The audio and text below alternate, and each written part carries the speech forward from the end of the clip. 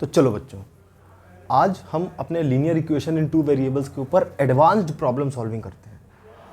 Advanced का मतलब कि ऐसे क्वेश्चंस हमारे मतलब स्कूल के काम के नहीं हैं, ठीक है, स्कूल से थोड़ा हाई लेवल के हैं, है ना। मतलब जो बच्चे जैसे कंपटीशन वगैरह की तैयारी करना चाहते हैं, या उनका प्लान हो कि आगे चल के कंपटीशन जैसे जेईई या नीट, इन सब एग्जाम्स की, बड़े बड़े एग्जाम्स की तैयारी करेंगे, तो इसके लिए ये क्वेश्चंस हेल्पफुल हो सकते हैं। अब हेल्पफुल होंगे, मैं ये नहीं कह रहा हूँ कि ऐसे क्वेश्चंस जेईई में आते हैं। भाई क्लास 10th में ऐसा थोड़ी हम पढ़ सकते हैं कि जेईई के क्वेश्चंस हम डायरेक्ट करें, कर भी सकते हैं, ठीक है, कुछ क्वेश्चंस कर सकते हैं, पर सारे क्वेश्चंस नहीं कर सकते, है ना। तो इन क्वेश्चंस का यूज़ ये है कि ये हमारी थिंकिंग को बढ़ाते हैं, ठीक है, हमारे दिमाग को थोड़ा तेज करते हैं, है ना। और जब हमारा दिमाग तेज होगा तो थोड़ा जल्दी चलेगा, है ना। जल्दी चलेगा तो ज़्यादा चीज़ें सीख पाएगा, ज़्यादा चीज़ें सीख पाएगा तो और आगे बढ़ पाएगा, है ना। जब हम हायर लेवल में जाएंगे, है ना, क्लास 11th 12th में जाएंगे, तो क्या होगा कि हमको चीज़ें थोड़ा जल्दी समझ में आएंगी, ठीक है, क्योंकि हमारे दिमाग को टफ चीज़ें हैंडल करने की आदत है ना। तो ऑनलाइन तुम देखते होगे, जैसे कई बार होता है ना कि ऐसे वीडियोस बहुत ज़्यादा मिल जाते हैं कि 11th बर्बाद चला गया तो क्या करें। मतलब ज़्यादातर बच्चों का 11th बर्बाद जाता है, ऐसा इसलिए क्योंकि 10th में बहुत आसान आसान बच्चों जैसे पढ़ने की आदत होती है, और 11th में डायरेक्ट सिलेबस बहुत ज़्यादा बढ़ जाता है, ठीक है, स्कूल का ही बढ़ जाता है, और जो कंपटीशन की तैयारी करते हैं उनका तो भाई बात ही अलग है ना। तो इसीलिए 10th से थोड़ा अपने आप को प्रिपेयर करेंगे और बढ़िया बढ़िया क्वेश्चंस करेंगे, है ना। और मैं आपको एक बात बताना चाहता हूँ, एडवांस्ड प्रॉब्लम्स का मतलब ये नहीं है, जैसे एक प्रॉब्लम है ना, जैसे कुछ भी मान लो कि 3 की पावर 45, ये टफ प्रॉब्लम है, पर ये हुतिया प्रॉब्लम है। हुतिया मतलब देखो, इसको करने से तुम क्या सीखोगे, सोचो भाई। 3 की पावर 45 मतलब 3 इंटू 3 इंटू 3 इंटू 45 बार मल्टीप्लाई करो। भाई इसको करने से कुछ सीखोगे क्या? कुछ नहीं सीखोगे, है ना। और ऐसे ही ज़्यादातर प्रॉब्लम्स हमारे जो स्कूल की एक्सटेंडेड बुक्स होती हैं, जैसे RD शर्मा, RS अग्रवाल, उसमें क्या होता है कि एक ही चीज़ को बार बार अलग अलग तरीके से करने की कोशिश करते हैं, ठीक है। एक ही चीज़ मतलब वो एक ही टाइप का सवाल है, उसमें कॉन्सेप्ट एक ही लग रहा है, पर कैलकुलेशन अलग है, सिचुएशन अलग है। तो वही चीज़ बार बार करने से हम कुछ नया नहीं सीखते, है ना। नया सीखने के लिए नए टाइप के क्वेश्चंस करने पड़ते हैं, जो आज हम करेंगे, ठीक है। तो इसलिए अच्छे प्रॉब्लम्स और खराब प्रॉब्लम्स में अंतर समझो। ये खराब प्रॉब्लम है ना, देखने में टफ लग रहा है, भाई इसको करने में समय लगेगा, दिमाग ज़्यादा खर्च होगा, पर इससे कुछ नया सीखने लायक है नहीं, ठीक है। तो हम ऐसे प्रॉब्लम्स करेंगे जिनसे कुछ सीख सकें, है ना, कि अलग अलग सिचुएशन कैसे बनाएंगे, भाई अलग अलग टाइप की प्रॉब्लम्स करेंगे ना, ठीक। और एक बात और, थोड़ा सा बात, बस छोटी सी बात, जैसे मान लो कि तुमको एक जंप में हिस्सा लेना है, ठीक, 1 मीटर की जंप है कि तुमको 1 मीटर कूदना है उस दिन। एक बच्चा है जो रोज 1 मीटर कूदने की कोशिश करता है, ठीक। दूसरा बच्चा है जो अपनी लिमिट को एक्सीड करने की कोशिश करता है। मतलब अगर वो 1 मीटर कूदने लगा तो फिर वो कोशिश करेगा कि वो 1.1 मीटर कूदे, है ना, 100 सेंटीमीटर, 10 सेंटीमीटर ज़्यादा कूदे। फिर वो कोशिश करेगा अगर इतना कूदने लगे तो 10 सेंटीमीटर और ज़्यादा कूदे, ठीक है। तो एक बच्चा तो ये है जो रोज 1 मीटर कूदता है, एक बच्चा है जो हमेशा अपनी लिमिट को एक्सीड करने की कोशिश करता है। तो तुमको क्या लगता है कंपटीशन कौन सा बच्चा जीतेगा? ये बच्चा जीतेगा, क्योंकि ये तो वही चीज़ बार बार कर रहा है ना, तो इसका जो बॉडी है वो उसी चीज़ में कंफर्टेबल हो चुकी है। जैसे तुम क्लास 10th के कितने भी सवाल कर लो, पर तुम जो बच्चा 11th पढ़ चुका है उसको नहीं हरा सकते, है ना, क्योंकि उसने टफ चीज़ें पढ़ी है ना, तुमने एक ही चीज़ बार बार पढ़ी है वैसे ही, है ना। तो उसी चीज़ को बार बार करने से अच्छा है कि कुछ नई चीज़ें करी जाए, है ना, दिमाग पे कुछ नया इफेक्ट पड़े, कुछ नई चीज़ें सीखी जाए। तो कुछ नई चीज़ें सीखते हैं आज, है ना। और इसी पॉजिटिव नोट के साथ शुरू करें, है ना, सब बढ़िया से एकदम तैयार, चलो ठीक है, लेट्स स्टार्ट। तो पहला क्वेश्चन थोड़ा लेवल कम ही रखते हैं, ठीक है। तो हमारा क्वेश्चन है कि 62 bees fly in a garden. अच्छा, और पहली और मेन बात ये भी कि हर क्वेश्चन पहले खुद से ट्राई करने की कोशिश करो, ठीक है। ये क्वेश्चन पॉज करो, वीडियो पढ़ो और खुद से लगाने का प्रयास करो। खुद से लगाओगे तो ज़्यादा अच्छे से सोच पाओगे, ठीक है, ज़्यादा अच्छे से डेवलप कर पाओगे थिंकिंग को, है ना। तो सीरियस हो तो खुद से सीरियस होना सीखो, है ना, खुद से लगाने की कोशिश करो। 5 मिनट 10 मिनट, कम से कम 10 मिनट तो सोचो, ठीक है। अब 10-10 मिनट कितने प्रॉब्लम्स को सोचोगे भाई, हर प्रॉब्लम को हर प्रॉब्लम को 10-10 मिनट सोचो, 10-10 मिनट सोचोगे तो वो टाइम वेस्ट नहीं है, टाइम यूटिलाइज्ड है। ठीक, सोचो। तो चलो पहले करने की कोशिश करते हैं कि 62 बीज हैं हमारे पास। ठीक है, एक ग्रुप है 62 बीज का जो कि एक गार्डन में फ्लाई कर रही थी। 3 बीज जो है वो एक फ्लावर पे बैठ जाए, जैसे गार्डन था तो वहाँ फ्लावर्स थे, हर फ्लावर पे 3-3 बीज बैठ गई और लास्ट में 8 बीज बच गई, तो फ्लावर्स कम रहे होंगे भाई। ठीक है, तो ये बताओ कि फ्लावर्स कितने हैं गार्डन में। तो देखो हम जैसे सॉल्व करते थे तो हम सबसे बेसिक चीज को वेरिएबल मानने की कोशिश करते थे, है ना। सबसे बेसिक चीज यहां क्या है, पहली चीज तो है बीज, पर बीज की संख्या तो दी हुई है 62। फ्लावर्स हमको नहीं पता, तो पहली बात तो है कि हम फ्लावर्स को एक्स मान सकते हैं, नंबर ऑफ फ्लावर्स को, उसको वेरिएबल मान सकते हैं। और एक हिंट और लगता है कि जो लास्ट में पूछा हो ज्यादातर वही वेरिएबल रहता है ना।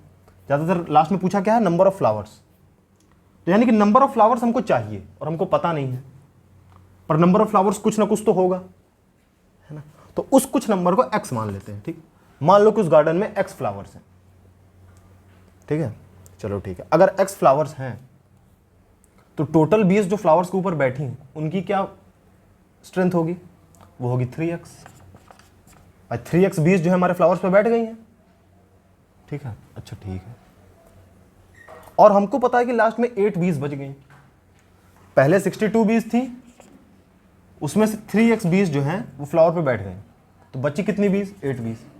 लो भाई हमारी इक्वेशन बन गई। और हमको ये पता है कि जितनी इक्वेशन हो उतने ही वेरिएबल्स, जितने वेरिएबल्स हो उतनी ही इक्वेशन चाहिए उन वेरिएबल को सॉल्व करने के लिए।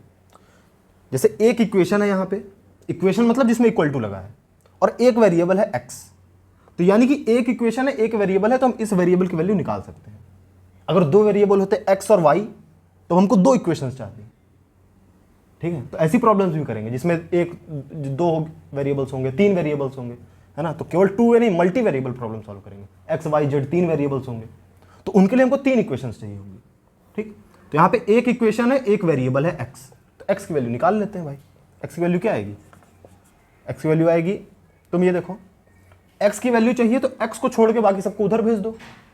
ठीक, तो पहले तो इस 62 अलग है उसको उधर भेजो, -3x यहीं पे है, यहाँ पे +62 है ना, साइन हमेशा लेफ्ट हैंड साइड में लिखा जाता है। +62 को हमने उधर भेजा तो बन गया -62, है ना। ये 8 पहले से था, -62, है ना। अच्छा ठीक है, इन दोनों को सॉल्व करोगे तो क्या आएगा, 8 - 62 क्या होगा, -54। ठीक, अच्छा चलो अब देखो, माइनस इधर भी है माइनस इधर भी है, तो माइनस से माइनस कैंसिल हो गया, और 3 जो है x का साथ मल्टीप्लाई में है, हमने 3 को उधर भेजा तो 54/3 बन गया, मल्टीप्लाई में था डिवाइड में चला गया। अब 3 1 जा 3, देखो 5 कैसे 3 से जाएगा, 3 1 जा 3, क्योंकि 3 2 जा 6 तो 5 से ज़्यादा हो जाएगा ना, तो 2 बार नहीं ले जा सकते, 1 बार। 3 1 जा 3 और 3 चला गया 5 में से, बचा 2 यानी कि 24, तो 3 8 जा 24, यानी 3 1 जा 3, 3 18 जा 54, एक्स की वैल्यू हो गई 18, यानी कि हमारे गार्डन में टोटल 18 फ्लावर्स हैं। ठीक है, अगला क्वेश्चन देखते हैं। इस क्वेश्चन में हमको p और q 2 वेरिएबल्स दिए हैं और k तीसरा वेरिएबल दिया है। ठीक है, n चौथा वेरिएबल दिया है। चलो ठीक है, पर हमको सबको सॉल्व करने की जरूरत नहीं है, वरना 4 वेरिएबल्स हैं तो हमारे पास 4 इक्वेशंस होनी चाहिए थी सॉल्व करने के लिए, पर 4 इक्वेशन तो है नहीं, 2 इक्वेशन है, तो हमको सॉल्व करने की जरूरत है नहीं। हमको एक रिलेशन दिया है k और n में, हमसे कहा है कि जो k है वो n से बड़ा है। ठीक है, मतलब ये इससे बड़ा है, तो बताओ कि q का क्या साइन होगा, q जो है ये पॉजिटिव होगा या नेगेटिव होगा। ओके, तो देखो ऐसे प्रॉब्लम में ना q के लिए पूछ रहा है तो q के लिए सॉल्व करो। ठीक, भले डायरेक्ट नहीं दिख रहा है कि क्या होगा, पर q की वैल्यू तो निकाल ही सकते हो ना। मतलब जैसे अगर q एक वेरिएबल होता तो उसकी वैल्यू कैसे निकालते, q को छोड़ के बाकी सबको इक्वेशन को उधर भेज देते, है ना। तो वैल्यू निकालो भाई q की, और देखो k और n में भी एक रिलेशन है और q के लिए हमको पूछा है, तो p का तो कहीं काम है नहीं, तो एक काम करते हैं p को एलिमिनेट कर देते हैं, क्योंकि 2 इक्वेशन है तो 2 इक्वेशन से हम एक वेरिएबल तो हटा ही सकते हैं ना भाई। 2 इक्वेशन है तो 2 वेरिएबल की वैल्यू फाइंड कर सकते हैं, तो पहली बात तो p को हटा दो, तो ये तो एक वेरिएबल गया, और दूसरी चीज क्या कर लो कि क्यू की वैल्यू फाइंड कर लो इनके टर्म्स में। करते हैं, देखते हैं, ठीक। इन दोनों से पहले पी एलिमिनेट करो, क्योंकि पी का कोई काम नहीं है। एलिमिनेट कैसे करते हैं, दोनों इक्वेशन को एक दूसरे के पास लिखो, p plus q is equal to k, तो p minus q is equal to n. इस इक्वेशन में से ये इक्वेशन सब्ट्रैक्ट करो, p में से p गया तो क्या आएगा 0, और प्लस क्यू में से माइनस क्यू हमने घटाया, है ना, माइनस क्यू घटाया भाई साहब, इज इक्वल टू उधर क्या हुआ, k में से n घटाया, ठीक। तो ये माइनस माइनस तो प्लस हो गया ना, तो ये 2q बचा इधर, इक्वल टू उधर क्या बचा k माइनस एन। अब तुम ये सोचो कि k माइनस एन की वैल्यू तो हमको पता नहीं, पर ये दिया हुआ है कि k जो है n से बड़ा है। अगर k n से बड़ा है तो k माइनस एन तो पॉजिटिव आना चाहिए ना भाई। अगर 4 जो है वो 3 से बड़ा है तो 4 माइनस 3 तो प्लस में आएगा ना, +1 आएगा। जो बड़ा होता है उसमें से छोटा घटाते हैं तो हमेशा प्लस वाली चीज आती है ना। यानी कि ये चीज जो है ये प्लस की चीज कुछ लिखी है ना। चलो ठीक है, ये प्लस है और 2 की वैल्यू ये है, यानी कि क्यू की क्या वैल्यू है, ये जो प्लस वाली चीज है अपॉन 2। भाई क्यू की क्या वैल्यू आएगी, k माइनस एन अपॉन 2, है ना। k माइनस एन पॉजिटिव है, तो किसी पॉजिटिव नंबर को 2 से डिवाइड करोगे तो भी तो पॉजिटिव ही आएगा भाई। 2 से डिवाइड करोगे तो नेगेटिव तो हो नहीं जाएगा, यानी कि ये पूरी चीज पॉजिटिव है, यानी कि q क्या है, q जो है पॉजिटिव है। समझे। चलो अगला क्वेश्चन। हमारे पास 2 इक्वेशंस दी हैं और 3 वेरिएबल्स हैं a b c। 2 इक्वेशंस हैं, 3 वेरिएबल्स हैं, मतलब हम डायरेक्ट वेरिएबल्स की वैल्यू नहीं निकाल सकते, a b c की वैल्यू निकाल नहीं सकते, और पूछा भी नहीं है भाई, a की वैल्यू थोड़ी पूछा है, ये तो हमसे इस एक्सप्रेशन की वैल्यू पूछा है a plus b plus c की। यानी कि ये हम कैसे पा पाएंगे, ये पाने के लिए हमको इसी को मैनिपुलेट करना पड़ेगा, पूरे एक्सप्रेशन को ही, है ना। अब कैसे मैनिपुलेट करें कि a plus b plus c बन जाए यहां से। ये सोचो कि देखो ये क्या है, 3a है, ये 4b है। इक्वेशन को मैनिपुलेट करना मतलब पूरी इक्वेशन को हम एक साथ सॉल्व करेंगे, ठीक है, a b अलग अलग नहीं करेंगे, तभी तो हमको a plus b plus c हमको चाहिए, तो वैसा बनाने की कोशिश करेंगे। यहां ये 3a है, ये 4b है, तो इन दोनों का सम जो होगा वो तो 7 होगा, तो डायरेक्ट तो कुछ कर नहीं सकते। अच्छा अगर इसको हम देखो, ये थोड़ा छोटा लग रहा है ना, 2 है यहाँ 6 है, b के साथ 2 है, b के साथ 6 है। एक काम करो, इसको 2 से मल्टीप्लाई करो, कोशिश करो, सोचो 2 से मल्टीप्लाई करोगे तो ये जो है 6a बन जाएगा और ये जो है 6b है ना। यहाँ पे 4b बन जाएगा, यहाँ पे 4a है, मतलब कुछ रिलेशन बैठ सकता है ना। तो जब हमने इसको 2 से मल्टीप्लाई किया तो क्या बन गया, ये 3a का बन गया 6a, 2b का बन गया 4b और 4c का बन गया क्या 8c। अरे वाह, तुम ये इनमें अब देखो कि 6a प्लस 4a जो होता है 10a होता है, 4b प्लस 6b 10b होता है, 8c प्लस 2c 10c होता है। यानी कि अगर मैं इन दोनों को मल्टीप्लाई करूं, इन दोनों इक्वेशंस को प्लस करूं, सम करूं दोनों का, तो जो कोफिशिएंट्स हैं उनकी वैल्यू सेम आ जाएगी, तो हम कॉमन ले लेंगे, है ना। मैं कहना क्या चाहता हूं कि इन दोनों इक्वेशंस को प्लस करो। भाई पहले हमने 2 से मल्टीप्लाई किया, अब देखो एक गलती हम कर देते, 2 से हमने यहां मल्टीप्लाई किया तो यहां भी तो करना पड़ेगा ना भाई। 1 किलो चना अगर 1 किलो चने के बराबर है तो 2 किलो चना 2 किलो चने के बराबर होगा। अगर ये इसके बराबर था तो इसका डबल इसके डबल के बराबर होना चाहिए, है ना। तो इसका हमने डबल किया तो इसको भी डबल करो भाई, 26 को 2 से मल्टीप्लाई करो, 26 2 जा कितना होता है 52, ठीक। 5 है ब्रो, 5। चलो ठीक, अब इन दोनों इक्वेशंस को प्लस करो, 6a प्लस 4a यानी कि 10a plus 4b plus 6b यानी कि 10b plus 8c plus 2c यानी कि 10c। कितना है भाई साहब, 52 प्लस 48 यानी कि 100। अरे वाह, 10 एंड 10 10। एक काम करो, 10 को कॉमन लो, कॉमन लिए मतलब सारे से बाहर निकाल लिए, इन सब से 10 खींच लिए, तो 10 जब a से खींच लिए तो क्या बचा, 10a के पास केवल a बचा, 10b के पास क्या, ये 10 तो बाहर चला गया ना, केवल b बचा, प्लस 10c से क्या बचा, केवल c बचा, इक्वल टू 100। अब देखो ये जो 10 से है सबके साथ मल्टीप्लाई में है, उधर भेजोगे डिवाइड में चला जाएगा, तो हमने 10 को इक्वल टू उधर भेजा तो 10 डिवाइड में चला गया, 0 0 कट गया यानी कि 10। तो a plus b plus c की वैल्यू कितनी आई भाई साहब, 10। हमको एक्सप्रेशन की वैल्यू चाहिए थी, इसलिए हमने केवल एक्सप्रेशन मैनिपुलेट किया। अगर ए बी सी की वैल्यू पूछती तो हम ए बी सी को, है ना, सब्स्टिट्यूशन करते, कुछ और करते कि ए को उधर भेजते, बी को उधर भेजते, ऐसा कुछ करते, है ना। पर क्योंकि केवल ए प्लस बी प्लस सी की वैल्यू चाहिए थी, इसलिए हमने केवल ए प्लस बी प्लस सी को एक साथ रहने दिया, कभी छेड़ा नहीं। ठीक है, ऐसे निकल आया। अगला क्वेश्चन भाई साहब,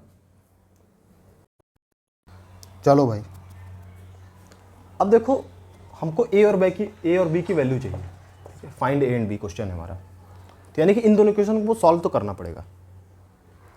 पर देखो ये कुछ ज़्यादा बड़ी इक्वेशन नहीं लग रही है, मतलब 247, 331 ये मल्टीप्लाई डिवाइड करने में तो हालत ख़राब हो जाएगी यार। तो इसमें कुछ ना कुछ तो हिडन इन्फॉर्मेशन होगी, है ना।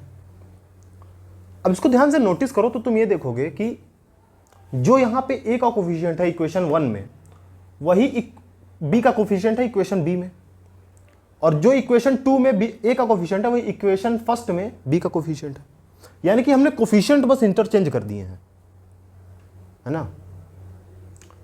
अगर इंटरचेंज्ड कोफिशिएंट है तो इसका मतलब अगर हम इन दोनों इक्वेशन को जोड़ें तो this plus this is equal to this plus this, भाई क्योंकि ये दोनों वैल्यू तो सेम है ना, तो हम ए और बी का कोफिशिएंट बराबर ले लेंगे, बराबर आ जाएगा अगर दोनों इक्वेशन को जोड़ दें तो, और सब्ट्रैक्ट कर दें तो भी बराबर आ जाएगा भाई, प्लस माइनस में आएगा और क्या, क्योंकि दोनों चीजें ये इसके बराबर है, ये इसके बराबर है, तो दोनों का जो सम है या दोनों का डिफरेंस है वो तो बराबर बराबर आएगा, और बराबर बराबर आएगा तो हम कॉमन निकाल सकते हैं, तो हम उसको सिंप्लीफाई कर सकते हैं।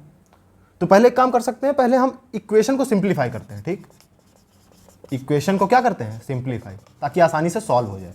ठीक है, ऐसे सॉल्व करेंगे बहुत टाइम लगेगा ना। तो चलो, तो पहले क्या करो, इक्वेशन 1 को इक्वेशन 2 से जोड़ो। ठीक है, इक्वेशन 1 प्लस इक्वेशन 2, ये इक्वेशन 1 है, ये इक्वेशन 2 है। ठीक है, इन दोनों को जोड़ेंगे तो 331 प्लस 247 कितना आएगा, 7 प्लस 1 8, 4 3 7 5 ए प्लस ऐसे 7 1 8 7 5 बी इज इक्वल टू, इधर भी जोड़ो, 6 प्लस 0 6 5 11। अच्छा चलो, तो देखो कि ये इन दोनों का कोफिशिएंट सेम आ गया, तो कॉमन निकाल लो। 578 को हमने कॉमन निकाल लिया, कॉमन मतलब दोनों में था ना, कॉमन था दोनों में, तो दोनों से एक साथ ले लिया बाहर, अंदर बचा a plus b is equal to 1156, है ना। अब ये 578 यहाँ क्या है, मल्टीप्लाई में है, उधर पे जो डिवाइड में चला जाएगा भाई साहब, क्या था 578, है ना। तो a प्लस बी की वैल्यू क्या आई, दिस अपॉन दिस। अब देखो ये जो है इसका डबल है, ऐसे कैसे दिखेगा, मतलब ये देखो 500 कुछ है, ये 1000 के आसपास है, तो डबल हो सकता है। हमने डिवाइड करके देखा तो हमने देखा कि सही में डबल है भाई, दिस 1 जा 578, 1 जा 578, 572 जा 1156। ठीक है, तो a प्लस बी की क्या वैल्यू आई, 2। भाई कितनी सिंपल इक्वेशन बन गई, है ना।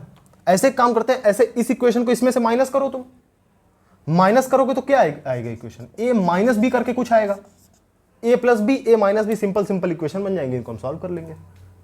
ठीक है, कैसे करना है, इस इक्वेशन में से इसको घटाओ, तो इसमें से जब इसको घटाओगे तो देखो ये बड़ा है ना, तो कुछ पॉजिटिव वैल्यू आएगी, इसमें से इसको घटाओगे ना तो कुछ निगेटिव वैल्यू आएगी, पर उसका मैग्नीट्यूड सेम होगा।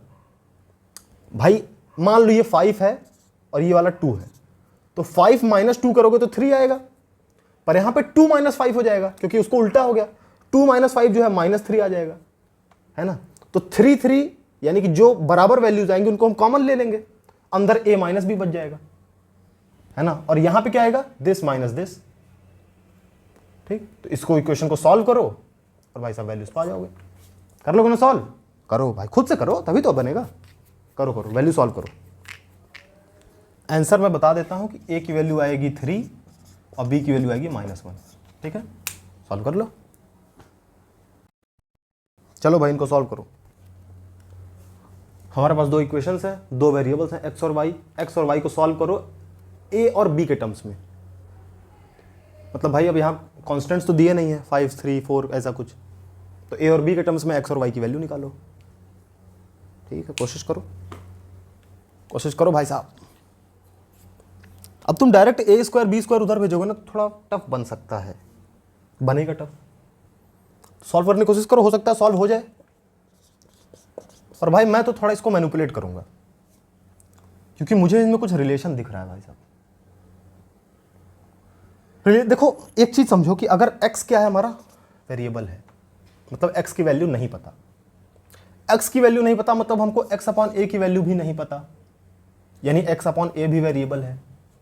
x अपॉन ए की वैल्यू नहीं पता मतलब x अपॉन ए स्क्वायर की वैल्यू भी नहीं पता, इसकी वैल्यू नहीं पता मतलब ये भी वेरिएबल है। ठीक है, तो वेरिएबल मतलब होता है जिसकी वैल्यू हमको नहीं पता भाई साहब, पर कुछ वैल्यू होगी इसलिए हमने उसको कुछ मान लिया, एक्स वाई कुछ भी। एक्स अपॉन ए स्क्वायर की वैल्यू हमको नहीं पता, तो क्या हम इसको अलग वेरिएबल एम मान सकते हैं क्या? भाई नाम ही तो है एम, हमने इसको नाम दे दिया। ऐसा हमने क्यों किया? ऐसा हमने इसलिए किया ताकि थोड़ा ही सिंप्लीफाई हो जाए। कैसे सिंप्लीफाई होगा देखना अभी। एक्स अपॉन ए स्क्वायर को एम बोलो और वाई अपॉन क्या है बी स्क्वायर को एन बोल देते हैं। ठीक, X upon A square M, Y upon B square N. चलो ठीक, तो ये इक्वेशन क्या बन जाएगी? ये तो m प्लस एन में आ जाएगी ना, है ना। तो दूसरी इक्वेशन क्या हो जाएगी हमारी? m plus n is equal to a plus b. देखो ये तो सिंपल हो गई भाई। हम m और n की वैल्यू निकाल लेंगे और उसके बाद a और b के लिए सॉल्व कर लेंगे तो x और y की वैल्यू आ जाएगी। मतलब m की वैल्यू रख देंगे x अपॉन ए स्क्वायर, तो x की वैल्यू आ जाएगी, है ना। ऐसे ये इक्वेशन को भी m और n में कैसे रखेंगे? x अपॉन ए है, तो क्या मैं इसको a से ऊपर नीचे मल्टीप्लाई कर सकता हूं क्या? क्योंकि a अपॉन ए तो 1 होगा, 1 से हम किसी को डायरेक्ट मल्टीप्लाई कर सकते हैं, कोई फर्क नहीं पड़ता। तो जब a से ऊपर नीचे मल्टीप्लाई किया तो a इंटू ए तो a स्क्वायर बन गया, है ना। और ऊपर क्या आ गया? ax हो गया। इसको भी हमने b से ऊपर नीचे मल्टीप्लाई किया तो ऊपर b आ गया, नीचे b स्क्वायर हो गया। ठीक है, तो ये बताओ क्या बन गया? ये x अपॉन ए स्क्वायर बन गया ना। x अपॉन ए स्क्वायर को हमने क्या कहा? m। तो यानी कि ये जो इक्वेशन थी ये बन गई am plus b n is equal to a square plus b square. देखो अब थोड़ा सिंपल लगने लगी ना देखने में। अच्छा, कोई कहे कि हम x अपॉन ए को m बोल देते तब भाई, तब सही है, ये m प्लस ये वाली जो इक्वेशन थी ये m प्लस n में आ जाती, पर इस इक्वेशन में m अपॉन ए आ जाता ना, m अपॉन ए प्लस n अपॉन ए ऐसा आ जाता। ठीक है, क्योंकि x अपॉन ए स्क्वायर को मैं x अपॉन ए लिख सकता हूँ, क्योंकि हमको पता है कि ये फ्रैक्शन है और नीचे a अपॉन 1 भी फ्रैक्शन है, फ्रैक्शन अपॉन फ्रैक्शन। तो मैं इन दोनों को आपस में इस फ्रैक्शन को कैसे सॉल्व करता हूँ? मैं जो पास वाले हैं उनको आपस में मल्टीप्लाई करता हूँ, तो नीचे आ जाएंगे ए स्क्वायर इंटू ए स्क्वायर, और ऊपर वाले दोनों ऊपर चले जाएंगे, ऊपर वाला नीचे वाले को ले लेगा, x इंटू 1 यानी x, है ना। तो x अपॉन ए स्क्वायर को मैं x अपॉन ए लिख सकता हूँ। ठीक है, x अपॉन ए को अगर मैं m बोलता तो x upon A square m upon ए बन जाता ना, है ना। x अपॉन ए अगर m बोलता तो x अपॉन ए स्क्वायर जो है वो m अपॉन ए हो जाता, x अपॉन ए अपॉन ए, है ना। तो इसलिए इक्वेशन थोड़ा टफ बन जाती, इसलिए हमने x अपॉन ए स्क्वायर को m बोला। ठीक है, x अपॉन ए स्क्वायर को m बोला, तो ये जो है मल्टीप्लाई में a आ गया यहाँ पे। ठीक है, ना समझ में ये अगर चीज़ ना समझ में आई तो उसको लिख के देखो ना कि x अपॉन ए को अगर m बोलते तो फिर हम कैसे सब्स्टिट्यूट करते, तो कैसी इक्वेशंस बनती है हमारी, है ना। तो चलो भाई साहब, दो इक्वेशंस बन गई, अब इनको सॉल्व करो। सॉल्व कैसे करोगे? देखो सॉल्व करो, सब्स्टिट्यूट कर लो भाई। m की वैल्यू क्या आएगी यहाँ से? m की वैल्यू आएगी a plus b plus n को उधर भेजा, बन गया माइनस एन। m की वैल्यू यहाँ पुट करो, तो a इंटू एम क्या है? a plus b minus n plus b n is equal to a square plus b square, है ना। a into a square plus a into b a b minus a into n a n plus b n is equal to a square plus b square. अच्छा ठीक है, a square देखो इधर भी है plus a square, plus a से a square को इधर भेजोगे तो बन जाएगा माइनस ए स्क्वायर, उसको उधर भेजा बन गया माइनस ए स्क्वायर से ए स्क्वायर कट गया। चलो ठीक है, अब देखो n यहाँ भी है, हमको n की वैल्यू चाहिए ना, क्योंकि n की वैल्यू निकालेंगे तभी तो y की वैल्यू आएगी। अच्छा यहाँ पे लिख लो क्या लिखा था, x अपॉन ए स्क्वायर को है m, y upon B square है n। ठीक है, अगर हम n की वैल्यू निकाल पाएंगे तभी तो y स्क्वायर की वैल्यू y की वैल्यू आएगी। ठीक है, चलो ठीक है, तो n के लिए चाहिए तो n वालों को छोड़ के बाकी को उधर भेजो। ए बी को उधर भेजा तो क्या बन गया? माइनस ए बी, यहाँ प्लस ए बी था, इधर गया माइनस ए बी बन गया। ठीक, अब देखो A N minus A n plus b N, तो इसको मैं थोड़ा ऐसे अच्छे से लिख सकता हूँ ना, B N minus A N, क्योंकि बी एन का साइन प्लस था और ए एन का माइनस था, अभी भी प्लस है अभी भी माइनस है, बस मैंने उसको यहाँ लिखा था इधर लिख दिया। ठीक है, ताकि प्लस यहाँ लग जाए। अच्छा ठीक है, B N minus A N, है ना, यानी कि एन में कॉमन लूँ तो क्या बचेगा? बी माइनस ए, है ना, इक्वल टू उधर क्या है? B square minus a b, क्योंकि ए स्क्वायर से ए स्क्वायर कट चुका है भाई साहब। अच्छा ठीक है, अच्छा देखो यहाँ भी b square minus a b है, दोनों में बी है, तो मैं दोनों से बी कॉमन ले लेता हूँ, तो इसको मैं क्या लिख सकता हूँ, b कॉमन लिया तो b स्क्वायर से b गया, बचा b minus b, a b से b गया तो बचा a, है ना। यानी कि लास्ट में क्या बचा, लास्ट में बचा n b minus a is equal to b minus a। अरे वाह, b माइनस a इधर भी था, b माइनस a इधर भी था, दोनों से काट दिया। तो n की वैल्यू क्या है भाई साहब, n की वैल्यू आई b, n है ये, n की वैल्यू क्या आई b। अच्छा ठीक है, n की वैल्यू अगर b आई तो मैं यहां पुट कर सकता हूं n की वैल्यू ना, तो y upon B square is equal to n, n की वैल्यू क्या है b। अच्छा b स्क्वायर देखो y से डिवाइड में है, उधर भेजो तो मल्टीप्लाई में चला जाएगा, b स्क्वायर मल्टीप्लाई कर दो, b स्क्वायर से b से मल्टीप्लाई करो तो क्या आएगा, b क्यूब आएगा। यानी कि y की वैल्यू क्या आ गई भाई साहब, b क्यूब। ठीक है, तो समझा हमने सॉल्व कैसे किया। ये क्वेश्चन देखने में टफ लग रही थी तो हमने नया वेरिएबल मान लिया भाई साहब, नया वेरिएबल मान लिया तो आसानी से इक्वेशन सॉल्व हो गई। बाद में हमने उस वेरिएबल को पुट करके उस y की वैल्यू निकाल ली। ऐसे ही तुम x की वैल्यू निकाल सकते हो भाई, n की वैल्यू आ गई है, n की वैल्यू तुम यहाँ पे पुट कर दो तो m की वैल्यू आ जाएगी, m की वैल्यू आ जाएगी तो x की वैल्यू आ जाएगी, है ना। तो ये भाई हर प्रॉब्लम से सीखना है। इस प्रॉब्लम से क्या सीखा, इस प्रॉब्लम से सीखा कि मैं वेरिएबल को मैनिपुलेट करके नया वेरिएबल बना सकता हूं। पिछली प्रॉब्लम से क्या सीखा था कि अगर इक्वेशन की वैल्यू, अगर एक एक्सप्रेशन की वैल्यू चाहिए, a प्लस बी प्लस सी की वैल्यू हमको चाहिए, तो हमको केवल एक्सप्रेशन मैनिपुलेट करना है, ए बी को इधर उधर नहीं भेजना है। ठीक है, ऐसे ही मतलब ऐसे अभी जो इससे पहले वाली प्रॉब्लम थी उसमें एक बहुत लंबा चौड़ा लग रहा था ना, तो हमने इक्वेशन को सॉल्व करके नई इक्वेशंस बनाई, है ना। तो 2-3 तरीके मालूम चले ना, नया वेरिएबल बनाना, नई इक्वेशंस बनाना, इक्वेशंस को मैनिपुलेट करके नए एक्सप्रेशन की वैल्यू निकालना। सीखते हर प्रॉब्लम से कुछ ना कुछ सीखने की कोशिश करो भाई, तभी बाद में काम आएगा, वरना अभी करोगे भूल जाओगे, फिर यही प्रॉब्लम दोबारा कोई देगा, दोबारा नहीं बनेगा। ठीक है, तो हर प्रॉब्लम से कुछ ना कुछ सीखो। चलो अगली प्रॉब्लम करते हैं। चलो भाई, हमको दिया गया है कि 14 पेन्स और 21 बुक्स की कॉस्ट 130 है, 6 पेन्स और पी बुक्स की कॉस्ट 90 रुपीज़ है। तो ये बताओ कि पी की वैल्यूज इनमें से क्या नहीं हो सकती है। समझो क्वेश्चन। अच्छा भाई साहब, क्वेश्चन समझ गए, अब समझ गए तो सॉल्यूशन बताओ इसका करो। भाई देखो, पी की हमसे वैल्यू पूछा है, तो चलो पी की वैल्यू निकालते हैं, इक्वेशन बनाते हैं, पी की वैल्यू सॉल्व करते हैं, क्या आती है ना। चलो सॉल्व करो। सॉल्व करें तब कैसे सॉल्व करेंगे, पहले इक्वेशन बनाओ। इक्वेशन कैसे बनाओगे, पेन की इक्वेशन, पेन की वैल्यू, पेन की कॉस्ट हमको नहीं पता, है ना। तो मान लो कि पेन की कॉस्ट जो है वो है p रुपीज़, ठीक है, और ऐसे बुक की कॉस्ट मान लो जो है वो b रुपीज़ है। ठीक है, 14 पेन्स यानी कि 14p प्लस 21 बुक्स यानी कि 21b, कॉस्ट कितना आएगा, 130 दिया हुआ है। ठीक, ऐसे 6 pens 6p plus k books की, अरे p बुक्स की कॉस्ट है ना, यानी कि pb कितना दिया भाई साहब, ₹90 दिया है ना। तो हमारे पास 2 कंडीशंस दी हैं, 2 इक्वेशंस हमने बना ली।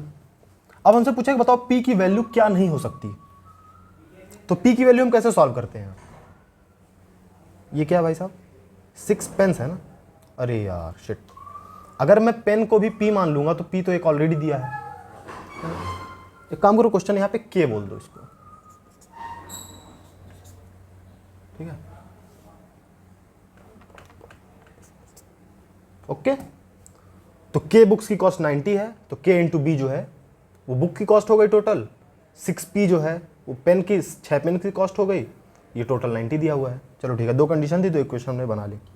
p की वैल्यू निकालो, कैसे, p के लिए सॉल्व करो इसको, अरे सॉरी k की वैल्यू निकालो, k के लिए सॉल्व करो। k के लिए सॉल्व करोगे कैसे, पहले तो p को हटाओ यहाँ से भाई, क्योंकि k के साथ b डायरेक्टली मल्टीप्लाई में लिखा है तो b को हटाना मुश्किल है ना। तो पहले इन दोनों इक्वेशन से तुम p को हटा दो, p को हटा दोगे तो केवल b बचेगा, b को इधर भेज देंगे तो k की वैल्यू आ जाएगी, है ना। तो p कैसे हटाएं भाई साहब, p को सब्स्टिट्यूट कर देते हैं। सब्स्टिट्यूट कैसे करें, p को छोड़ के पहली इक्वेशन में p को छोड़ के बाकी सबको उधर भेजो, ठीक है, p को छोड़ के उधर भेजो तो 14p इधर ही रहा, प्लस 21p को उधर भेजा तो क्या बन गया, माइनस 21p, ठीक, माइनस 21b, राइट। 14p की वैल्यू ये आ गई, 14p के साथ मल्टीप्लाई में है तो 14 को उधर भेजोगे तो 14 डिवाइड में चला जाएगा। तो p की वैल्यू पहले इक्वेशन से आ गई हमारे पास 130 माइनस 21b अपॉन 14। अच्छा ठीक है, अब इस p को यहाँ दूसरी क्वेश्चन में रखो, यानी 6 into 130 minus 21b upon 14 plus k b is equal to 90। ये हमारी दूसरी इक्वेशन है ना। चलो भाई साहब, ये दूसरी इक्वेशन है, तो यहाँ से k की वैल्यू हमको चाहिए, और क्या सॉल्व करो ब्रो। 6 इंटू 130 कितना होगा, 6 जीरो 0, 6 3 8 कैरी आया 7 780 minus 606 6 12 b upon 14 plus k b is equal to 9p। अब जो होशियार बच्चा होगा वो पहले 6 से 14 को डिवाइड करता है ना, दोनों में सिंप्लीफाई करता, फिर उसके बाद मल्टीप्लाई करता, पर क्योंकि मैं बेवकूफ़ हूँ इसलिए ऐसा कर रहा हूँ। 2 3 जा 6, 2 7 जा 14, तो ऊपर केवल 3 बचता है ना, फिर कोई बात नहीं है ना, कर ले क्या, चलो कर ही लेते हैं भाई साहब। 2 3 जा 6, 2 7 जा 14, अब 3 ऊपर बचा तो 3 इंटू 30, 3 1 जा 3, 3 3 जा 9, 3 1 जा 3 minus 21 6 b upon 7 plus k B है ना is equal to 90।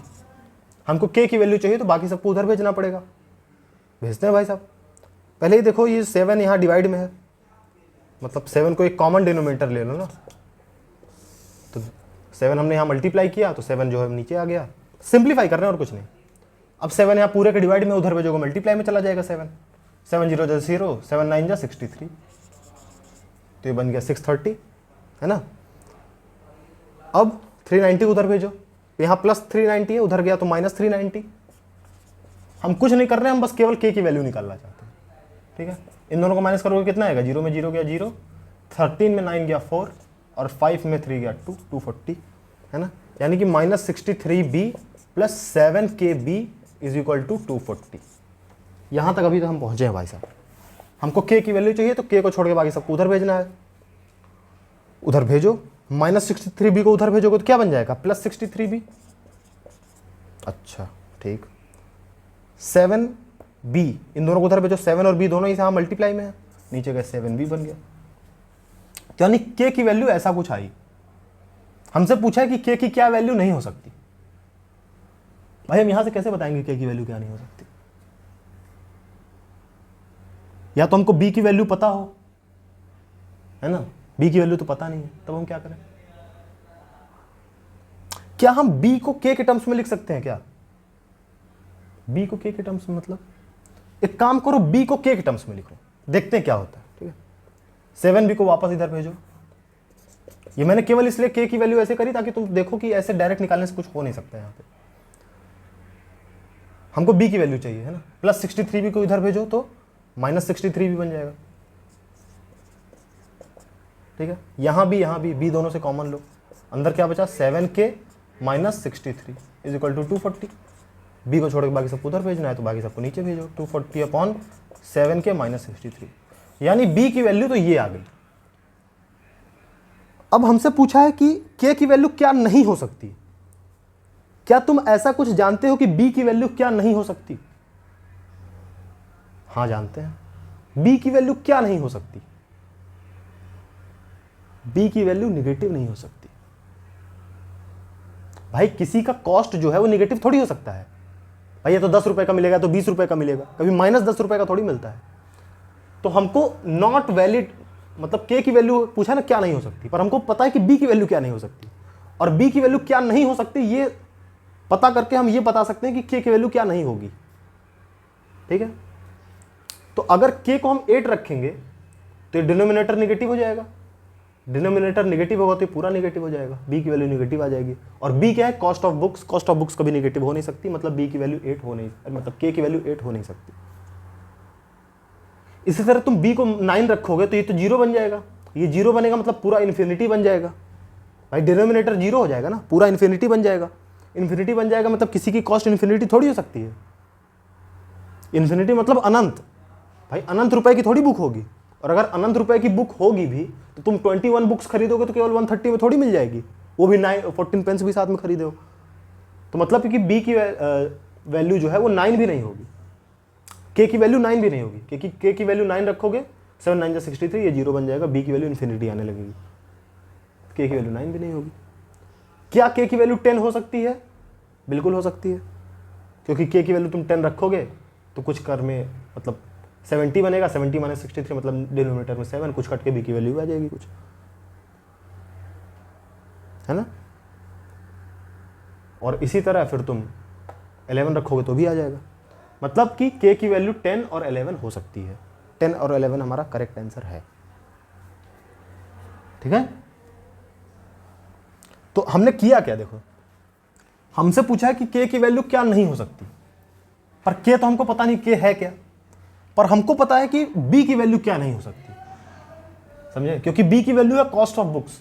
Cost of books ना तो निगेटिव हो सकती है ना तो इन्फिनिटी हो सकती है, इसलिए हमने बी को के टर्म्स में निकाला और के को एलिमिनेट करते गए, समझा। अगला क्वेश्चन भाई साहब, क्वेश्चन की थोड़ी कमी है ब्रो। चल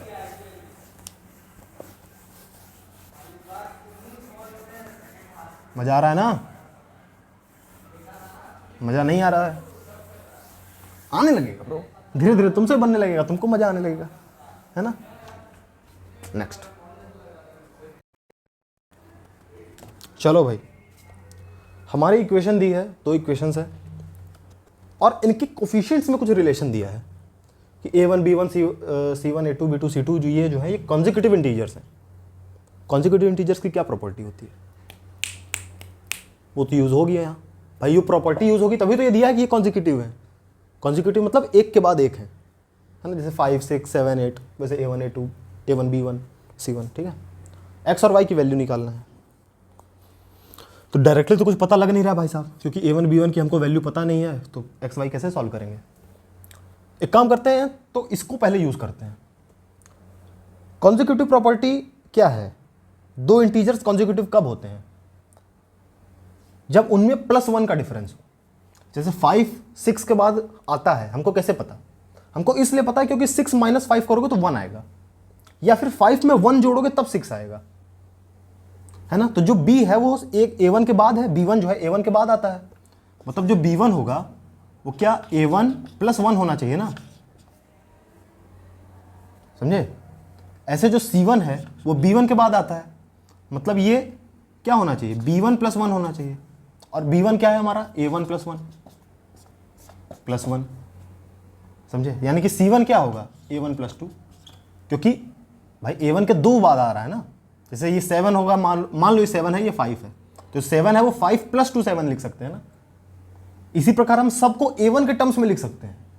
अगर हम सबको a1 के टर्म्स में लिख सकते हैं तो फिर a1 कॉमन लेके a1 को काट सकते हैं, 0 में भेज सकते हैं, डिवाइड कर सकते हैं। तो अगर हम कॉमन लेना चाहें तो हमको क्या करना पड़ेगा, हमको सबको a1 के टर्म्स में लिखना पड़ेगा। तो लिख देते हैं भाई साहब, b1 क्या है a1 + 1, c1 क्या है a1 + 2, ऐसे a2 क्या है a1 + 3, b2 क्या है a1 + 4, c2 क्या है a1 + 5, है ना bro. So let's write a1 + 1, जैसे a1 यहाँ तो a1 ही है ना, प्लस b1 को क्या लिखेंगे a1 + 1 y, प्लस c1 को क्या लिखेंगे a1 + 2 = 0। अच्छा, इसको थोड़ा सिंप्लीफाई करें तो कैसे होगा a1x + a1y + y plus a1 + 2 = 0, है ना। यानी कि a1x + a1y, a1 को यहाँ से कॉमन ही ले लो, a1 को कॉमन लोगे तो बचेगा x + y + 1, यहाँ से a1 कॉमन लिए तो 1 बचा, है ना। और ये दोनों पास a1 है नहीं तो इनको अलग से लिख दो, y + 2 = 0। एक तो इक्वेशन ये बन गई, है ना। दूसरी इक्वेशन क्या बनेगी, ऐसे दूसरी भी इक्वेशन तुम बना सकते हो भाई साहब। a2 को लिखो, a2 को क्या लिखोगे a1 + 3x + a1 + 4y + a1 + 5 = 0। a1 को कॉमन लेगो तो क्या बचेगा, कॉमन लेके देखो x + y + 1 + 3x + 4y + 5 = 0। Oh my God, तो कुछ अंदाजा लगा कि क्या कर सकते हैं यहाँ। अब क्या करें, अब एक काम करें भाई साहब, हमको x और y की वैल्यू चाहिए, है ना। तो एक काम करो, हमारे पास दो इक्वेशन बन गए ना, ये पहली इक्वेशन ऐसी हो गई, दूसरी इक्वेशन ये हो गई। तो यहाँ से a1 को एलिमिनेट कर दो पहले। a1 को कैसे एलिमिनेट करोगे, पहली इक्वेशन में से दूसरी इक्वेशन माइनस कर दो, तो ये और ये दोनों सेम टर्म्स है ना, तो कट जाएंगे एक दूसरे से, तो केवल x और y में इक्वेशन बचेगी, ठीक है। और x और y में इक्वेशन बचेगी तो भाई फिर उसको हम हीट एंड ट्रायल से सॉल्व कर सकते हैं, राइट। कहने का मतलब कि जैसे ये दो इक्वेशंस हैं पर वेरिएबल हमारे पास तीन है, a1, x और y। तो इन दो इक्वेशन से हम डायरेक्टली तीनों की वैल्यू तो नहीं निकाल सकते, है ना। तो हम एक काम करेंगे, हम a1 को घटा, मतलब इसमें से इसको घटा देंगे, तो a1 कम हो जाएगा, तो एक इक्वेशन बचेगी और दो वेरिएबल्स बचेंगे, ठीक है, x और y के टर्म्स में, ठीक है। इन दोनों को माइनस करोगे तो क्या, x और y के टर्म्स में एक सिंपल इक्वेशन आ जाएगी। तो उस सिंपल इक्वेशन में हम हिट एंड ट्रायल लगाएंगे। हिट एंड ट्रायल मतलब जैसे मैं अच्छा करके दिखाता हूँ, ठीक। इसमें से इसको माइनस किए तो क्या आया, ये इसमें सेकंड में से फर्स्ट को माइनस करें, क्योंकि यहाँ बड़े बड़े टर्म्स है ना, तो इसमें पॉजिटिव आ जाएगा, ठीक। तो इसमें से ये गया खत्म, 3x में से कुछ नहीं गया तो बचा 3x प्लस 4y में से y गया 3y और 5 - 2 यानी कि 3 इक्वल टू 0। 3 कॉमन ले लो तीनों से, क्या बचा x + 1 + y इक्वल टू 0, यानी कि x + y + 1 इक्वल टू 0। लेकिन एक मिनट, यहाँ तो हिट एंड ट्रायल लगाने की जरूरत नहीं पड़ेगी। x + y + 1 की वैल्यू क्या आ रही है भाई साहब, 0, यानी कि इसकी वैल्यू क्या है 0, समझे, इसकी वैल्यू 0 है, इसकी वैल्यू 0 है, यानी कि ये तो हटाओ यहाँ से, इसको कुछ हटाने की जरूरत, मतलब बेकार है ये चीज़, क्योंकि 0 0 है ना। तो अब हमारे पास दो इक्वेशन बन गई, y + 2 और 3x + 4y + 5। दो इक्वेशन बन गई, दो वेरिएबल्स हैं x और y, दोनों को तुम सॉल्व कर सकते हो ना, बिल्कुल कर सकते हो भाई साहब, एलिमिनेशन से, सब्स्टिट्यूशन से। सब्स्टिट्यूट कर दो, y को -2 सब्स्टिट्यूट कर दोगे, x की वैल्यू आ जाएगी, है ना, फिर ऐसे y की वैल्यू निकाल लोगे। तो समझ में हमने किया कैसे, कि हमने कौन सी जो कंडीशन दी थी उस कंडीशन को अप्लाई किया तो अपने आप सॉल्व होती चली गई, है ना। और अगर इसकी x + y + 1 की वैल्यू 0 नहीं आती, तब क्या होता, तब हम हिट एंड ट्रायल लगाते, मतलब x y में कुछ इक्वेशन आ गई होती, तो हम ऑप्शंस देखते, भाई ऑप्शन दिया होता ना, अगर कंपटीशन का प्रॉब्लम होता तो ऑप्शन देते, x और y किसी एक की वैल्यू x को पुट करके देखते हैं, जिसके लिए सॉल्व हो जाती है वही हमारा आंसर हो जाता है ना। तरीके कई हैं, कई टाइप के क्वेश्चन हो सकते हैं, ठीक है। पर यहाँ तो x + y + 1 की वैल्यू आ गई तो निकाला है, ठीक है। कंडीशन दी थी, उसको रखा, फिर सॉल्व किया, अपने आप सब सॉल्व हो गया भाई। तो इसीलिए अगर पेन चलाओगे तो हो सकता है प्रॉब्लम सॉल्व हो जाए, बैठ के सोचने से ज़्यादातर प्रॉब्लम सॉल्व नहीं होती है ना, पेन चलाना ही पड़ता है भाई। चलो अब अगला सवाल देखें, भाई सवाल की कोई कमी थोड़ी है, और थोड़ा टफ देखते हैं ना। चलो भाई, हमारी प्रॉब्लम है कि धीरज एक लड़का है, ठीक है, जिसके पास जितनी सिस्टर्स है ना, मतलब जितने ब्रदर्स हैं उससे डबल सिस्टर है उसके पास भाई साहब। अच्छा, और जो उसकी सिस्टर है दीपा, उसके पास ब्रदर और सिस्टर बराबर बराबर हैं। तो बताओ टोटल ब्रदर और सिस्टर की क्या संख्या है, कैसे बताएं भाई साहब। चलो लिखते हैं, ब्लू मार्कर चल नहीं रहा भाई साहब तो ब्लैक से लिख लेते हैं, ठीक है। सो भाई साहब मान लो कि x ब्रदर्स हैं और y सिस्टर्स हैं, ठीक है। तो धीरज के कितने ब्रदर्स होंगे, भाई हमको ब्रदर सिस्टर की वैल्यू नहीं पता, तो हमने x और y मान लिया। धीरज के कितने ब्रदर्स होंगे, धीरज के x - 1 ब्रदर्स होंगे। भाई ये जो है ब्रदर्स हैं, मतलब टोटल बॉयज़ हैं, ये टोटल गर्ल्स हैं, ठीक। ये दोनों एक ही माँ बाप की संतान है, इसलिए दोनों आपस में भाई बहन हैं, ठीक। तो धीरज के कितने ब्रदर्स होंगे, भाई धीरज अपने आप भी तो एक लड़का है, तो जितने लड़के हुए उनमें से एक कम करके देखेगा ना, है ना। तो टोटल लड़के x थे, तो उसके x - 1 ब्रदर्स हुए, और सिस्टर्स उसके पास y हुई। तो दिया हुआ है कि जितने ब्रदर्स है उससे डबल सिस्टर्स थी, मतलब जो y है वो डबल है x - 1 का, यानी कि हम इसको डबल कर दें तो ये दोनों बराबर हो जाएंगे भाई साहब, ठीक। ऐसे ही जो दीपा है, यानी कि धीरज की जो बहन है, यानी कि वो y की मेंबर है, तो उसके कितने सिस्टर्स होंगे, उसके सिस्टर्स होंगे y - 1। उसके ब्रदर्स कितने होंगे, ब्रदर्स होंगे उसके x, जितने लड़के हैं सब ब्रदर हैं, और जितनी लड़कियां हैं उसमें से एक कम, वो अपने आप को हटा देगी, तो जितनी बची सब उसके सिस्टर्स हैं, ठीक है। तो एक्स तो दोनों के ब्रदर सिस्टर बराबर हैं उसके, है ना, यानी कि एक्स जो है वाई माइनस वन के बराबर है। पहली इक्वेशन बन गई, दूसरी इक्वेशन बन गई, दोनों को सॉल्व कर लोगे आंसर आ जाएगा। पहले सिंप्लीफाई करो, 2x minus two is equal to y और x is equal to y minus one, बस तुरंत खचा कर सॉल्व हो जाएगा, आ जाएगा भाई साहब। नेक्स्ट हमारे क्वेश्चन में दिया है कि राम के पास 18 कॉइन्स हैं, टोटल 54 रुपए हैं तीनों कॉइन्स मिला के, और तीनों कॉइन्स जो हैं वो 1 to 3 रुपए के 1 to 5 रुपए के हैं। हमको ये दिया हुआ है कि जो नंबर ऑफ कॉइन्स हैं 2 रुपीज़ के वो ज़्यादा है नंबर ऑफ कॉइन्स 5 रुपए से। अब हमको निकालना है, बताओ कि नंबर ऑफ कॉइन्स क्या है, मतलब 1 रुपीज़ के कितने कॉइन्स हैं। ठीक, तो भाई पहले तो मान लो कि x y z number of coins हैं तीनों, ठीक है। तो इक्वेशन कैसे बनेगी, x plus y plus z 18 आ जाएगा, और पैसा कैसे निकालेंगे, 1x plus 2y plus 5z, Z ऐसे बना देते हैं, ठीक, वरना तुम ऐसे जेड और 2 में कंफ्यूज हो जाओगे ना। इज इक्वल टू 54, है ना, 5 रुपए के जितने कॉइन्स थे इंटू 5, ये 5 रुपए का वैल्यू हो गया टोटल, ठीक है। और ये दिया हुआ है कि y is greater than z, ऐसा इसलिए क्योंकि, क्यों भाई, ऐसा इसलिए क्योंकि दिया हुआ है क्वेश्चन में ना कि नंबर ऑफ कॉइन्स 2 रुपए के हैं, वो 5 रुपए के कॉइन से नंबर से ज़्यादा है।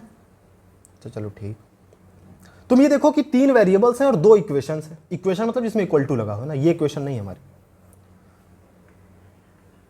तो अब क्या कर सकते हैं, हम डायरेक्ट सॉल्व तो कर नहीं सकते एक्स वाई जेड की वैल्यू, पर ये रिलेशन दिया और हमको एक्स की वैल्यू केवल चाहिए, हमको वाई जेड से मतलब नहीं, हमको केवल पूछा है कि 1 रुपए के कितने कॉइन्स हैं, हमसे वाई जेड की वैल्यू पूछी ही नहीं है। तो हम इस वाई जेड में केवल एक्स एक्स के टर्म्स में लिख के हम वाई जेड को क्या करेंगे, केवल x के टर्म्स में लिख देंगे, और फिर इस रिलेशन से x में कुछ वैल्यू पाएंगे। चलो लिख देते हैं भाई साहब। तो एक काम करो, सॉल्व करो। सॉल्व कैसे करें, सॉल्व ऐसे करो कि y की वैल्यू यहां से निकालो, y को उधर भेजो तो 18 माइनस जेड प्लस एक्स ऐसे कुछ आ जाएगा, उस y को यहां पुट करो तो z की वैल्यू आ जाएगी किसमें भाई, z की वैल्यू किसमें आ जाएगी, केवल x में आ जाएगी। फिर इस z की वैल्यू को इस z की वैल्यू में रखना जो यहां पे आ रहा था, तो ये भी केवल x में बन जाएगा क्योंकि z केवल x में आया था, है ना। तो इसका मतलब y और z दोनों की वैल्यू x और x के टर्म्स में आ जाएगी, है ना। जैसे मैंने पहले से इसको सॉल्व किया और y की वैल्यू आई 36 माइनस 4x अपॉन 3, और z की वैल्यू आई भाई साहब 18 प्लस एक्स अपॉन 3। अब y is greater than z दिया है, मतलब 36 minus 4x upon 3 is greater than 18 plus x upon 3, ये दिया हुआ है भाई साहब हमको। तो इसको सॉल्व कैसे करें, 3 से 3 कट गया मान लो, और जैसे हम इक्वलिटी के इधर उधर भेजते हैं वैसे यहाँ भी इधर उधर भेज सकते हैं, है ना। तो इधर उधर भेजते हैं, माइनस 4x है, इधर जाएगा तो प्लस 4x बन जाएगा, है ना, प्लस 4x बन गया, इधर आया तो प्लस 18 था, इधर आया तो माइनस 18 बन जाएगा भाई साहब, है ना।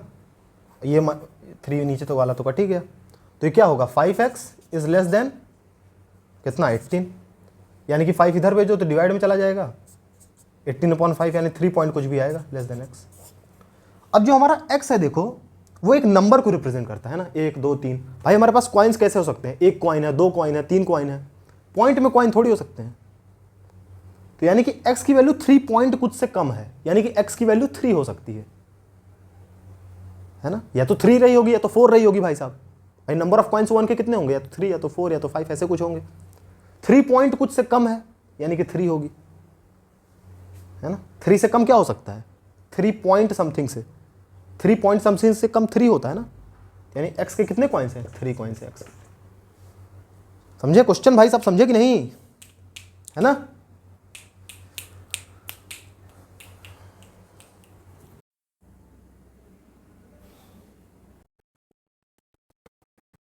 चलो भाई, नेक्स्ट क्वेश्चन हमसे बोलता है कि एक 2 डिजिट का नंबर है जो कि बनता है कैसे, या तो हम उसके डिजिट को either subtracting 17 from 9 times the sum of digits, मतलब उसके डिजिट के 9 टाइम्स को,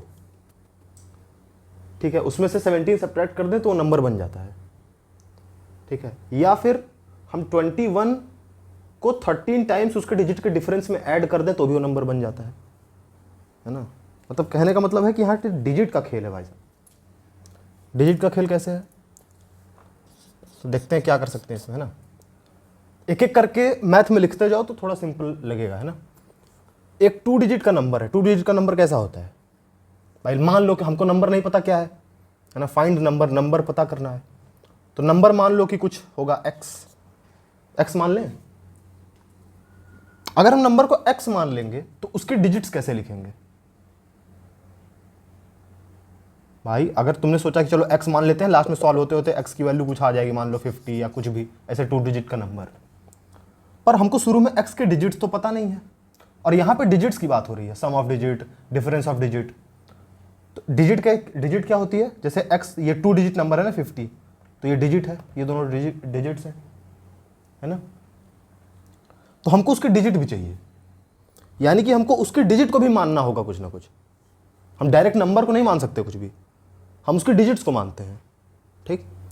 तो चलो मान लो अगर 2 डिजिट नंबर है, ठीक है, इसको x भूल जाओ, मान लो जैसे 2 डिजिट नंबर है, ठीक है, तो इसकी डिजिट्स को मान लो x और y।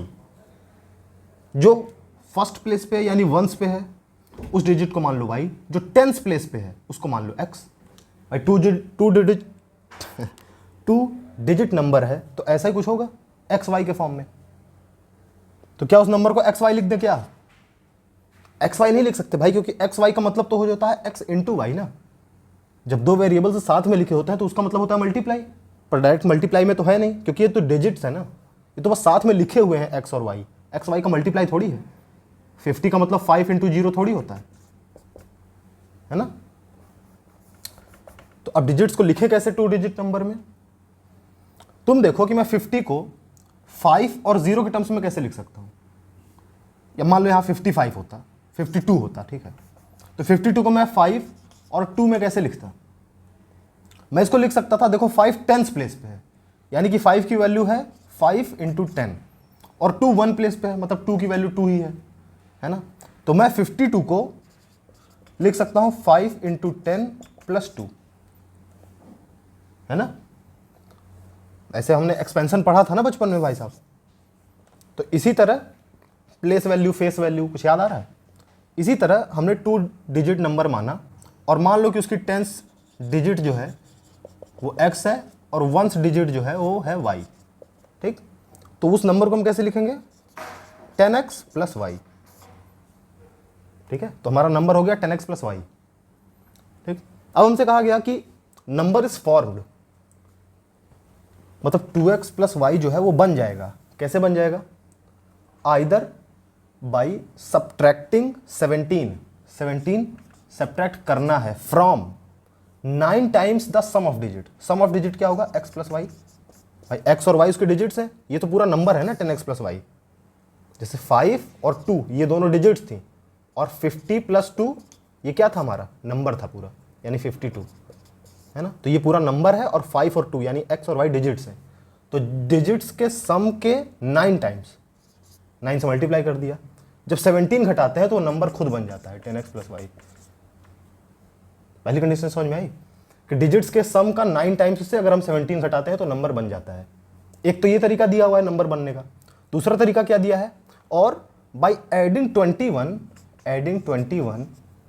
To 13 times the difference of digits, to the 13 times of difference of digits. समझे? डिजिट्स का डिफरेंस किया, 30 टाइम्स किया, उसमें 21 जोड़ दिया तो भी वो नंबर बन जाता है। दो इक्वेशन आ गई भाई साहब, इन दोनों को सॉल्व कर लो, हमारी x और y की वैल्यू आ जाएगी। x y की वैल्यू आ जाएगी तो हमारी डिजिट्स आ जाएंगी, है ना। डिजिट्स क्या आ जाएंगी भाई साहब? x और y, ठीक। फिर x y को साथ में लिख दोगे तो आंसर आ जाएगा। इसको सॉल्व करोगे तो इसका आंसर आएगा 73, है ना। यानी x की वैल्यू आएगी 7 और y की वैल्यू आएगी 3। तो हमारा क्या होगा? नंबर होगा 10x प्लस वाई, 10 इंटू 7 यानी 70 प्लस वाई, वाई क्या है? 3 यानी 73। तो 73 हमारा जो है वो आंसर हो जाएगा, ठीक है। सॉल्व करके देखो, ठीक।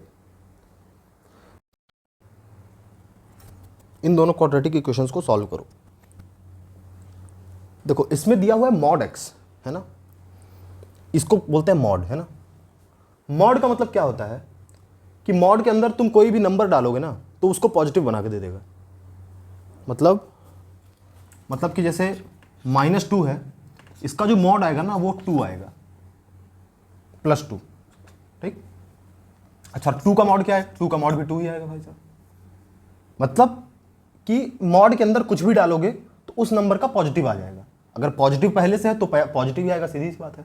अगर निगेटिव है तो निगेटिव का साइन चेंज कर देगा मॉड, ठीक है। अच्छा, तो अभी इसमें कैसे हम रखें भाई मॉड को, क्या करें क्या करें? तुम ही देखो कि मॉड एक्स हर जगह है ना। ऐसा तो है नहीं कि मॉड एक्स भी है और ऐसा एक्स भी दिया है। अगर इक्वेशन ऐसी रहती कि यहाँ पे मॉड एक्स रहता और यहाँ पे केवल एक्स रहता, तब हमारे लिए दिक्कत होती, क्योंकि एक्स की वैल्यू क्या है, +x है या -x है। जैसे यहाँ पे अगर ये x होता तो मॉड x की वैल्यू -x है ना। +2 को क्या लिख सकते हैं? माइनस ऑफ -2 लिख सकते हैं, है ना। तो अगर -2 हमारा x होता तो मॉड x की वैल्यू क्या आती? -x, है ना। और अगर प्लस होता तो मॉड x की वैल्यू आती केवल x, ठीक। तो यहां पे दिक्कत हो जाती है हमको कि हम मॉड x को +x लिखें या -x लिखें। तो हमको तब 2 केसेस बनाने पड़ते हैं ना, कि अगर x जो है 0 से बड़ा है तो मॉड x की वैल्यू क्या आएगी? +x। और अगर x जो है केस 1, तो इसके लिए हम सॉल्व करते है ना। हम हर जगह मॉड x को x लिख देते और फिर सॉल्व करते। और फिर केस दूसरा बनाते। केस दूसरा क्या बनाते कि x जो है 0 से छोटा है, तब मॉड x की वैल्यू आएगी -x। तो -x रखते और फिर सॉल्व करते। पर क्योंकि ये सब झंझट है नहीं हमारे पास केवल मॉड x दिया है पूरे इक्वेशन में। अब केवल मॉड x दिया है तो हम एक काम करेंगे कि एक काम करो, मॉड x को तुम p मान लो, ठीक है, मॉड y को q मान लो, है ना। तो इक्वेशन क्या बन जाएगी? 3p + 5q = 8 और -3q = 48। ये 2 इक्वेशन हमारे पास बन गई। दोनों की वैल्यू सॉल्व कर लो और p और q की वैल्यू निकाल लोगे, ठीक। अब मान लो p क्या है, जैसे मान लो p की वैल्यू आ गई -8, ठीक है। तो यानी कि मॉड x की वैल्यू क्या आ गई? -8। तो ऐसा तो हो नहीं सकता ना, क्योंकि मॉड तो हमेशा प्लस चीज देता है ना। तो यानी कि ये वैल्यू एक्सेप्टेबल नहीं है। तो अगर p या q किसी की भी वैल्यू माइनस में आती है तो यानी कि वो आंसर नहीं होगा, क्योंकि वो एक्सेप्टेबल नहीं है ना भाई। मॉड तो हमेशा प्लस देता है, मॉड x की वैल्यू माइनस कैसे आ सकती है? मॉड y की वैल्यू माइनस कैसे आ सकती है? नहीं आ सकती, ठीक है। तो ये तो अनएक्सेप्टेबल सॉल्यूशन हो गया। अच्छा, अगर मान लो कि मॉड p की वैल्यू आती है, p की वैल्यू आती है 8, यानी कि मॉड x की वैल्यू क्या आ गई? 8। तो x की वैल्यू क्या आएगी? x की वैल्यू आएगी 8 एंड -8 दोनों आएगी। क्यों? क्योंकि तुम देखो 8 को अगर इसके अंदर रखोगे तो भी 8 आएगा, -8 को इसके अंदर रखोगे तो भी 8 आएगा। तो x की वैल्यू कुछ भी हो सकती है ना भाई, हमको क्या पता मॉड 8 है, मॉड x है तो 8 होगी या -8 होगी, समझे। तो इसी तरह हमारे पास 4 सॉल्यूशंस आ जाएंगे इसके, ठीक। तो एक काम करो, p और q, इसको p मान लो, इसको q मान लो, दोनों के लिए सॉल्व करो। सिंपल इक्वेशंस बन गई, सॉल्व कर लोगे। उसके बाद p की वैल्यू कुछ आएगी, उसको मॉड x रख के प्लस या माइनस में कर दोगे, ठीक। तो चलो ट्राई करो, और इसी के साथ अपने इस चैप्टर को कंक्लूड करते हैं, है ना। Linear equation in multi variables, हमने कई वेरिएबल सॉल्व किए ना, एक्स वाई जेड भी कहीं भी था, ठीक है। तो ऐसे ही और क्वेश्चंस कर सकते हो। क्वेश्चंस अच्छे अच्छे करोगे तो थोड़ा दिमाग को सोचने का मौका मिलेगा, दिमाग डेवलप होगा। जैसे शरीर से ज़्यादा मेहनत करते हैं तो शरीर ज़्यादा डेवलप होता है ना, ज़्यादा मजबूत बन जाता है। वैसे दिमाग का भी है, दिमाग से ज़्यादा मेहनत करोगे तो ज़्यादा मजबूत बन जाएगा, ज़्यादा अच्छे से चलेगा, ठीक। तो चलो तब तक खुद से पढ़ाई करो, ऑल द बेस्ट, है ना।